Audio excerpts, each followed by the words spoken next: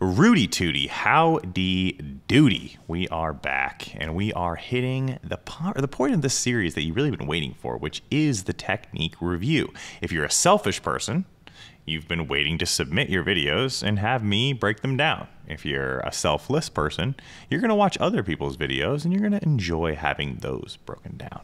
So I can't be selfish, or I can't be partial is a better word for it. I can't be biased would probably be the best word for it on what videos I go over. I would love to just do Gifted Barbell Club athletes and only break down theirs, but I am getting some submissions from other portions of the internet and I need to satisfy those as well. So we're going to start there. We are going to start with a follower and a good friend of mine. We met on the internet, but in today's times, that means you're actually real life friends. And it is Bethany Weaver. Bethany, and we'll go into her stats next, but I just want to make one quick disclaimer on these videos. You sent me the video and you told me to review it. So if I'm mean to you, you can't get mad because you asked me to do it. And that is you basically saying that I can kind of break it down however I want. You want honest feedback or what? This is going to be honest. It might even be brutal at times. All right, let's get into Bethany's stats before we actually look at her videos here. Bethany was kind enough to send me both a snatch and a clean and jerk video. It is a longer set. I believe she said it's a set of 5. When we actually pull up the videos, you and I are going to be watching it for the first time together. I didn't want to get ahead of myself. I didn't want to plan any of my jokes or any of my critiques. I wanted to see it for the first time when you saw it. So Bethany, based on her experience, is probably in that like intermediate to advanced kind of limbo, right? So she's got 8 years of CrossFit experience. So with 8 years of CrossFit, she's probably done plenty of clean and jerks. She's done plenty of snatches. She's done probably a lot of variations of those as well. The instruction that you get in CrossFit is highly variable depending on the box or the gym that you train at. Good coaches, great instruction. Maybe coaches that don't come from an Olympic weightlifting background, maybe they don't give you the best critiques on your snatches and your clean and jerks, which can be somewhat of an issue.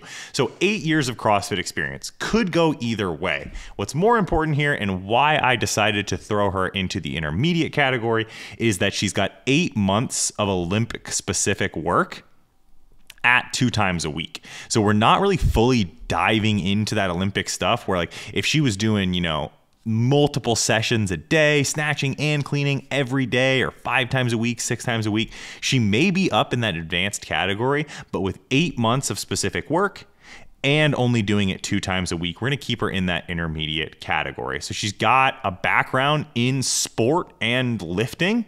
She comes from a swimming and soccer background early on in life. And then she kind of made the transition like a lot of people do when they age out of competitive sport is they start to get into some sort of barbell-based, physique-based, fitness-oriented pursuit. For some, it's bodybuilding or powerlifting, or maybe it's just Olympic weightlifting. For her, it just so happened to be CrossFit with a smidge of weightlifting in there as well. Got plenty of general strength conditioning as well, which means that she's done her squat patterns, her hip hinges, her horizontal pressing, her vertical pressing. She has a solid base of GPP, and that is kind of shown here by the fact that she has a 140-pound snatch, which for, you know, her size, I didn't ask her weight. You know, I'm a nice guy. You don't ask a woman her weight.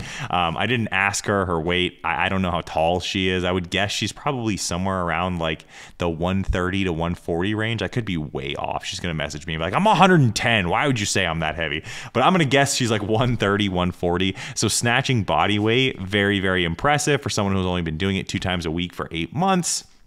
Clean and jerk of 170 as well. I think from what I've seen, and she can correct me if I'm wrong here, so I won't say this kind of like definitively, but I think from what I've seen on her lifts, I would say that her pulls, like her deadlifts, clean pulls, snatch pulls, things like that, and her squats, both her overhead squat, her back squat, her front squat, there's a decent amount of disparity between her snatch and clean, and then the squats and the pulls. So there should be somewhat of a disparity, but I think if we try to use that like gold standard from Catalyst Athletics where, you know, your clean and jerk your best clean and jerk should be 90% of your front squat and 80% of your back squat, and your snatch should be, you know, 60% of your back squat or 70%, whatever number you want to go off there. She's probably a good bit below that, and a lot of that just comes down to, you know, her technique, which we're going to look over here shortly. As your technique improves, as your positions improve, as your, you know, everything that goes into actually executing the lift gets better, you have a better ability to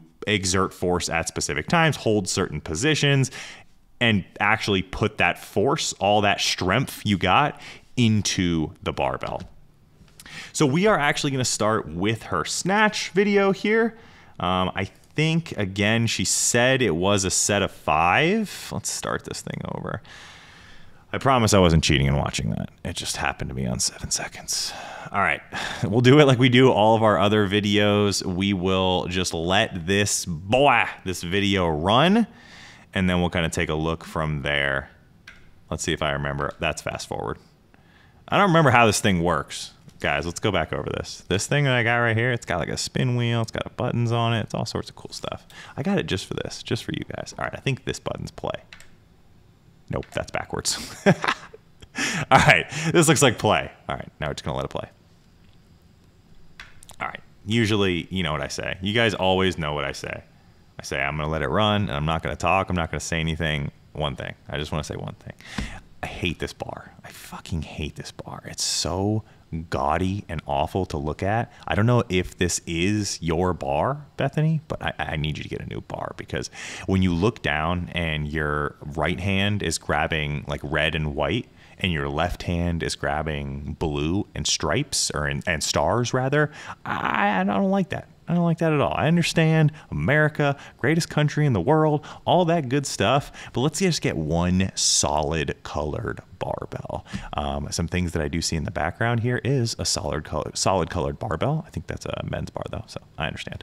And then of course the Weightlifting House. Shout out to my boy Seb at Weightlifting House. We love you here at Gifted Performance. All right, now I'm actually gonna let it play.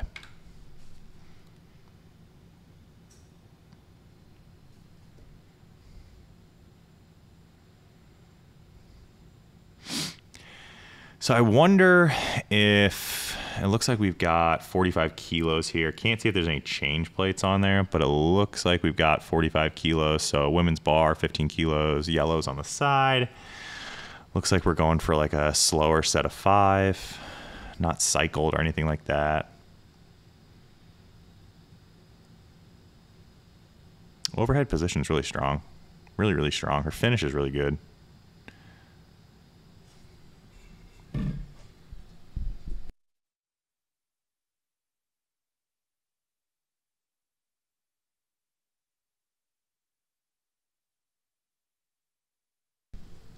All right, I think that was a set of 4 actually. Let's go ahead, we're gonna start at the jump. All right. As we do with every video, I'm probably just gonna cut out 1 or 2 reps here. I'll probably cut her first rep and her last rep, so we can kind of do a little example of like why I don't love doing super high rep max sets, just because of the, you know, change in, especially if you're trying to solidify technique early in someone's career. So we'll take a look at the first rep, and then we'll take a look at the last rep here. All right, so first rep. What does that woo lady say that does all the critique? Oh, feet under bar, hands on bar. Like, you can put your feet wherever the fuck you want and put your hands on the bar. Shut up, lady. Don't tell me how to set up. There's an ideal way to set up. Hush. All right. So she does have somewhat of a dynamic start here. You can see that. Then she sets there. All right. All right, so let's find where her true start position here. All right, this is where she starts. As you've seen from previous videos, you know what we want to see from that hip crease. So we do want to see that hip crease above the knee, because watch what's going to happen when she breaks the floor. She's just going to get to that position anyway, and it's going to put her in this really awkward, like 2-piece segmented movement where her hips shoot way up, and then she can actually apply some force into the ground with her legs. So we see the hips shoot up. Well, I mean, just watch the relationship between the shoulders and the hips here. Shoulders basically don't move. Hips shoot straight up. What do we want to see? We want to see hips and shoulders rise at the same rate. So what would I do here in terms of fixing this start position is I would tell her to set her hips higher at the level of the knee with the hip crease or just above. And that's also going to allow her to basically point her toes out and then also angle her knees out as well. So one thing she does a really good job of is she holds this back angle. Once she like actually gets into like a good start position, her hips come up. Like this is probably like closer to her true start position right here, but the bar has already broken the ground. We're already on our way to a snatch here. So at the knee, let's look at what she looks like at the knee. Here we go. So this is kind of why I have an issue with that overly low hip position in the start is you get into this position here where her hips are well above her shoulders. Her shoulders are in front of the bar. I'd probably argue that they're too much in front of the bar just because of the fact that her hips shot up and shot straight back. Her knees shot back, which isn't necessarily a bad thing, but you're going to see what the implication of that is as she goes to extend. So here, this position right here, the bar is out in front of her. It's not close to the body. She's got no rebend of the knee here. This is essentially like a snatch grip RDL position here. The only way she is going to be able to apply force into the bar is by bringing her hips through and pushing the bar away from her horizontally. So that's what she does. You know, she gets a contact point on the thigh.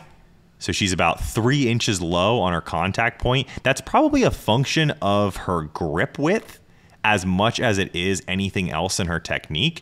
So if this is your contact point here, usually the first thing I suggest is just to widen your grip. Either way, remember when we're bringing our hips through and we're extending our knees, we're getting into that triple extended position. Where do we want to see the shoulders? Exactly. We want to see those shoulders over the bar, on top of the bar. You should be ready to extend vertically here. The more vertically you extend, the greater vertical amplitude you're going to place on the bar. If you are in this position right here, the only thing that's going to happen from here is that you are going to, I mean, look at the knee angle. Try and vertical jump from this position. It's not going to go very well. That's the equivalent of what we're trying to do here in the snatch, is apply force vertically directly straight into the ground, straight down to push the body and thus the bar up, vertical, close to the body, not horizontal, not using our hips and our hamstrings to punch the bar or hump the bar out in front of us. But that's going to be the #1 technique issue here that we see with Bethany. And what happens is, I mean, you can already see the bar separation right here. So one thing that she's actually doing a really good job of here, she's just immensely strong. So she can correct for these issues when it's something like 45 kilos on the bar and her max snatch is 60, what is that, 63, 64. So when she's got, you know, 80, 70, 75% of her max on the bar, she can get away with this just because she is so freaking strong. But she's doing a really good job right here of keeping her heels on the ground, applying that even foot pressure all the way through extension. So let's look at her triple extended position here. Let me go one more frame. All right, so come on, just give me that one frame. I forgot about my little frame by frame wheel. All right, so this is or as close as we're going to get to our triple extended position here. And we can kind of see what I was talking about in terms of how the bar was going to move off the hip. This bar is way out in front of her, probably 3-4 inches out away from her. So instead of seamlessly letting her elbows rise and transitioning under the bar, she's going to have to actively pull this bar back towards her, which is going to slow down that transition as she pulls herself under in that third pull, or she's going to have to jump forward to receive the bar. Either way, it's not ideal. And again, a lot of this is just a function of losing that position off the floor. The only solution, or the only kind of fix that she had for that to continue to apply force, was to bring those hips through and punch that bar away from her. But it looks like we got 48 here, sorry. See, we got a little bit of muted extension here. I wouldn't say, you're never, some athletes are really you're going to see that locked out knee. You're even going to see like quad definition because they're pushing so hard and flexing their quads so hard. This isn't terrible right here in terms of ankle, knee, hip. It's good extension right here. Maybe sneak out a little bit more at the knee, but this isn't something that I'm going to like absolutely let her have it for. Here, she does her extremely strong thing. I mean, you can just look at the arms. Look at her arms. You can like freaking see her bicep veins. She's pulling so hard with her arms. Bethany, what do the arms do in the snatch? They do nothing until they do everything. First and second pull, arms in the snatch do nothing. They are merely hooks attached to the bar. You then apply force to the bar with the legs, driving it vertically, and then you use your arms to pull yourself under and fixate under the bar. But god damn, do you want to use those arms? If my arms were that big, I would probably use them more too. Does a good job of pulling her elbows vertically here, and she's got a good finish. Like, this is like, it's one small error off the floor, and it kind of translates through the whole lift.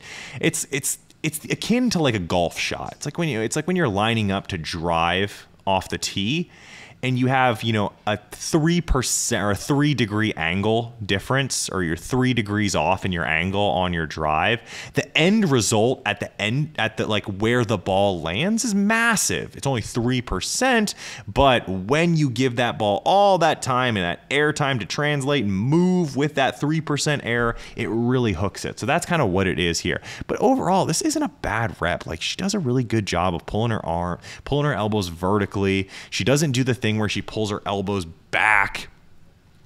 She gets her elbows up. She uses her traps. This is an active pull under. Like, she is 100% pulling herself under. But there's a little bit of a jump forward, and she, you know, probably has to use her arms more than she needs to. But like, this receiving position, I don't know. I don't think there's a lot of corrections that have to be made with this receiving position right here. This is really good. We've got exactly what we want to see at the shoulder. It's a strong finish overhead. You can tell she's active overhead with that, you know, using her traps, using her shoulders, using her upper back, using that thoracic spine. She's got good bottom position here. You know, feet are even, toes are angled out, knees are in line with the toes. She gets really nice depth here, and because it's a lighter weight for her, she very easily just stands it on up. That's nice. It's real nice. All right. Let's fast forward this bad boy a little bit. And we're going to go all the way to the last rep here. I think it's a set of 4. There's 2. There's 3. And then I think the 4th one. Yeah. All right, cool. All right. Let's look at rep number 4, and if we see similar technical errors here. Again, my prediction here, it's going to be an error in a start position off the floor. Hips are going to shoot up faster than the shoulders. It's going to be out of position as she crosses the knee. The bar is going to be slightly out in front of her, and then she's going to use her hips to basically just punch the bar forward instead of driving with her legs, her quads, her knees, whatever you want to say, into the ground, directly straight down into the ground. Yeah, so it's the same thing. Same thing. I honestly think she might be doing a better job on this rep. You just had to get warmed up, right? The 4th rep. 4th rep, best rep. So here's something that we actually didn't see on the last rep. She's using her lats nicely to sweep this bar in. This is better. This is a better rep right here. This is 110% a better rep. This contact position is still upper thigh where it should be hip. So it should be hip crease. You know, right around that like lower ab region. Don't punish your pubic bone with it. So it's closer to that position. It's not there. And then we can kind of see the ramification of that. But like, here is like her power position. The bar isn't contacting the hip. Fine. But her heels are flat on the ground. She's got a little bit of knee bend here. Not as much as she should have, but there's a little bit of knee bend here. And watch what happens. She's going to extend, and she actually does a better job with this one. Like, this one stays closer to her body, and she's still super active with it. It's just a little disjointed. Like, we want to see that the feet are going to contact the ground before the elbows lock out. You'll hear a lot of coaches say that. Feet contact the ground, same time the elbows lock out. It's a fine and dandy cue, but 9 times out of 10, probably 99% of the time, especially on like heavier sets, the feet are always going to contact before the elbows lock out overhead. But it should be like split second difference, like a couple frames. So if we look at this, feet contact. This is kind of where it gets weird and disjointed, and I bet Bethany would report this. It feels awkward, kind of like finishing that snatch, finishing that third pull. And that's a lot of it is just because like she could get more force into the ground, pull longer, drive with her legs for longer, and that would actually get greater amplitude on the bar, keep the bar closer, and it smooths out this transition underneath. But again, things that we can't debate here with this lift is that her body, she's immensely strong, of course, very active with her arms in that third pull, which is hard for some people to grasp and conceptualize. And she's just got a phenomenal bottom position here, like really, really quality stuff. Like this is, a lot of people struggle the most with the things that Bethany does the best. So I give this a B minus. You're going to fix that bottom position after watching this video, and you're like, holy shit, I am strong now. Because if you fix it off the floor, everything after that becomes easier. Oh yeah, let's check the bar slam. Do we get a good bar slam here? Woo! Give me that celebration. Let's see it, let's see it, let's see it. Yeah, hit it with that chalk clap. Love to see it. Wow, and the tongue out, the MJ tongue out. All right, nice. Good, there is our snatch. Let's go ahead and let's take a look at the either clean or clean and jerk again. Hey, I'm watching this for the first time with you. It's like we're going on a journey together. All right, pulling up the clean. Here it is. Look at that. All right. Already, things that I like better already about this video is I like the different bar. Solid color, just silver. Fantastic. All right, let's go ahead. Let's watch this. Got to mute it. Get that copyright. Okay. What we got here? If it's a men's bar, it's 63. If it's a women's bar, it's 58. So it looks like we're just doing cleans here. So maybe Bethany will send me a jerk video to critique another day. Again, it looks like we're going for a heavy set of 4. Just based on how the weight is moving so far, I don't think this is a 4RM. 58 kilos would be, like 15 kilos under her max clean and jerk. So I don't think this is a 4RM max. Yeah, she's going to stand that up easy. Yeah, so, oh, snap. She's going to jerk it here at the end. Wow, fancy, fancy. What a complex that is. Clean plus clean plus clean plus clean plus clean plus clean plus clean plus jerk. Just kidding. 3 cleans in a jerk? 4 cleans in a jerk? Let's start this thing over. All right. As is our standard, we will start with a setup. All right. Start position here. She's breaking the floor there. All right. Again, similar with the snatch. Small tweaks that I would make. You know, a good way to have someone start on a clean is to just tell them to set up their feet like they're going to do a max vertical jump. I bet Bethany would adjust her feet a little bit. The adjustments that she would make is she would probably widen them out just a touch. And she would also probably angle her toes out a little bit. That way she can push her knees out. Remember, the more you push your knees out in your start position, it's obviously going to depend on kind of like your hip structure and all that. But the more you push your knees out in that start position, the closer the bar actually starts to your body. The further your knees travel forward, the greater that shin angle is forward, the more that bar is going to be pushed out away from you, and the greater chance you get for you to get, it seems like you're over squatting it into it, and then you get the hips up and shoulders and all that bad stuff that we just talked about from snatch. All right, not saying that's the case here. Let's go ahead and let's take a look at it. All right, frame by frame. I would say it looks like there's maybe she didn't pull the tension out of this. Kind of a grippy and rippy rep right here. Maybe not. Bethany, you're doing a much better job on the clean than you did with the snatch in terms of hip position. Hips kind of shoot up a little bit there.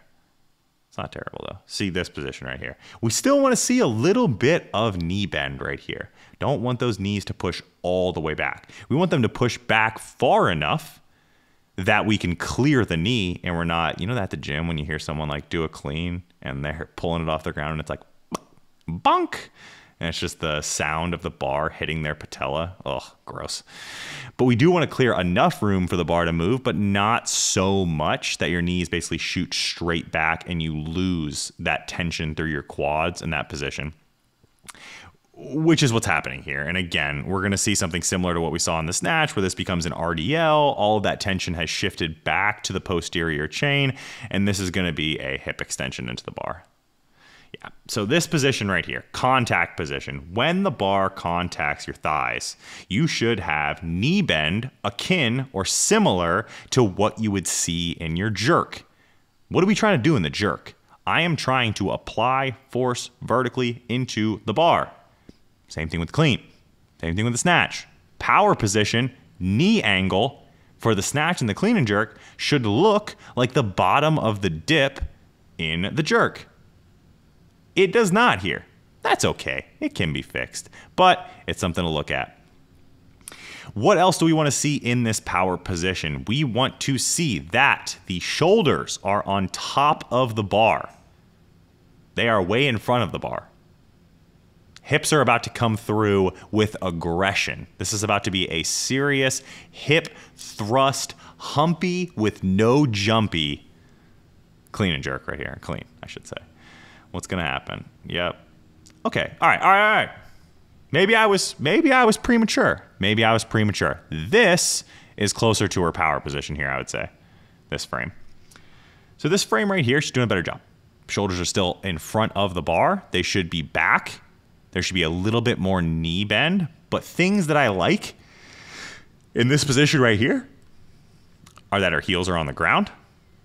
She doesn't have an exorbitant amount of arm bend, which is neither here nor there. But, you know, some people, they get a really strong arm bend, and then as they extend, they straighten and then bend again, which slows that down.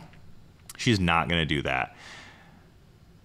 But we do see that bar separation. So we go into our triple extended position here. Great triple extension, though. Knees, hips, ankles, everything looks good. Position of the bar is out in front of you. It's out in front of you because you pushed it out in front of you. Neither here nor there in terms of, you know, the total lift. It was just an inevitability based on your position here. Or I should say here.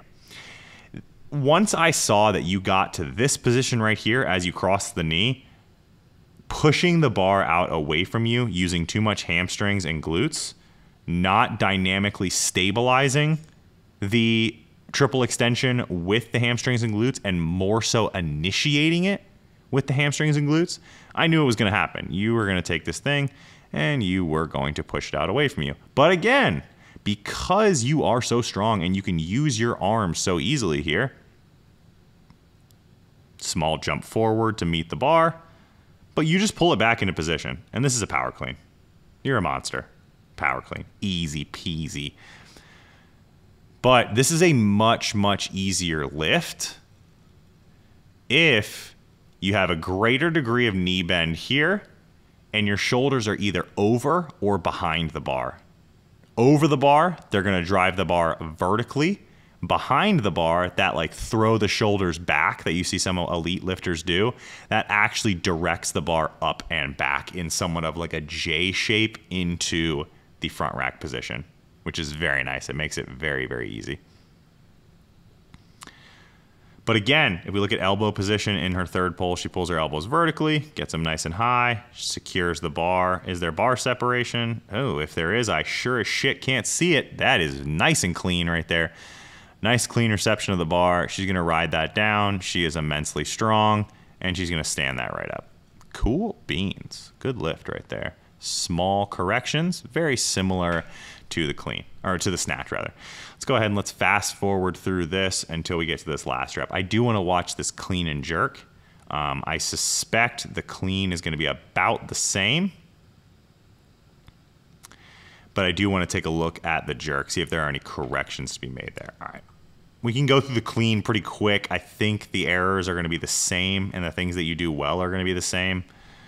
So we can just, yep. Man, your freaking position right here is so good. So damn good as you approach the knee. It's just once you pass the knee, you just let those knees straighten out too much. Look at this position right here. Only thing that's going to happen here is hips come through, bar is pushed out, forced to jump forward and really use your arms to pull it back. But, I mean, you can do it. You're strong. You can do it. All right, and now we get into our jerk here. Let's see. You know what I like that you do? You don't sit there and fucking waddle your feet around like a cat in kitty litter, just prancing around until you find the perfect position. You don't do that, and that's good. I like that. I appreciated that about you, Bethany. Front rack position. I would like to see more of your hand on the bar. So let's see. When you stood up your clean, you did adjust your hands. You did adjust your hands. Oh man, you like adjusted your hands and it got worse. Adjusted your hands, you got less of your hand on the bar. So I would like to see more of the hand on the bar. The reason for that is when you have more of your hand on the bar, you have better proprioception of where the bar is in space. And when you transition from dip to drive, you can use the bar and the weight of the bar to essentially push yourself under there. All right. Oh no, I went in the wrong direction with the frames. You actually got more of your hand on the bar. Sorry. Sorry, I'm getting used to this this spinny dial thing. All right. Now we get to, let's look at the bottom of the dip. That's the first position that we want to look at. Bottom of the dip. I would say we push our knees a little bit too far forward here. A little bit too far forward. All of your momentum, center of gravity goes forward. In this position right here, I would like to see these knees pushed out more and forward less. That'll kind of keep the bar over your center of gravity a little bit better. When we transition to drive, do we get a nice extension? Let's go frame by frame here and see. Wow, very nice extension here. Let's see. Are we actively pushing under the bar? Nice. Feet land roughly at the same time. We do somewhat, yeah, you'll hear some people say, you know, that back foot should land first, front foot should land first. But let's see, at about the same time, I mean, knees are landing, our feet are landing, and elbows are locking out at a similar time. This is a good position right here. So something I would say is I would draw some chalk lines on the floor. This is a very, very narrow, tight rope, if you will, of a jerk position right here, a split position. So just moving the front foot to that would be the right by about an inch or two. And then same thing with that back foot to create kind of a wider split in terms of the base of support, as opposed to this more narrow split right here. All right. Shin angle, maybe a little bit forward. So you might have too much weight on your front foot here, but not really. Overhead position is solid. I would get that head through the window a little bit more. Let your upper back, that T-spine, carry the load as opposed to just your shoulders. And you kind of shift back to that position here. So you get into that position here, recover front foot, back foot. Yep. Ain't nothing wrong with that. That's a solid ass jerk right there. I would correct that split position by a tiny bit, push the knees out at the bottom of the dip, and then you'll notice that the drive becomes a lot easier because you're just more balanced over your entire foot. You got that over your center of gravity. And as is kosher around here, we're going to check this bar slam. Does she control it to eye level? Hell no, she doesn't, because she's a motherfucking CrossFitter, and she doesn't follow those rules. And around here, we slam bars, and we crush PRs. So I think she actually does keep her hands on it until eye level. That's embarrassing on my part. Bethany, keep doing your thing. I'll keep embarrassing myself. Slams it. Do we get a celebration? Do we get a celebration? Nope, just some deep breathing. That's what I would do after 4 cleans and a jerk as well. Some very heavy breathing. Hey, overall, 2 very good lifts. I hope you, the viewer, can kind of see how that start position error in terms of how you set up, where your hips are as you cross the knee, what your position is. I hope you're starting to see the implication of that when you get to the hip, when you get to that power, the hip or mid thigh, when you basically get into that power position, what the implication is for where the force is coming from. Is it a hamstring and glute dominant movement, that horizontal force vector that's going to push the bar forward and away from you? Or do we have a good amount of knee rebend and scoop under the bar so that we're operating through that vertical force vector? Because the bar is going to move in the direction that you push it. Duh. And that can have a huge impact on the lift as a whole. Bethany, thank you for submitting your videos. Thank you for letting me critique them. I hope my corrections get you some huge PRs, because god damn it, do you deserve it. I see how hard you work on the Instagram stories every day. Keep hustling, keep grooving. If you're watching this and you're like, man, that was a good critique. I feel like, maybe if he looked at my videos, I could get a lot better at lifting as well. That's the point of the goddamn series. So send in your videos. I'll critique them. I might be nice. I might be mean. There's only one way to find out. And when we do find out, I know you'll be there. See you on the next one. In the meantime and in between times, don't you forget, we love you and stay gifted.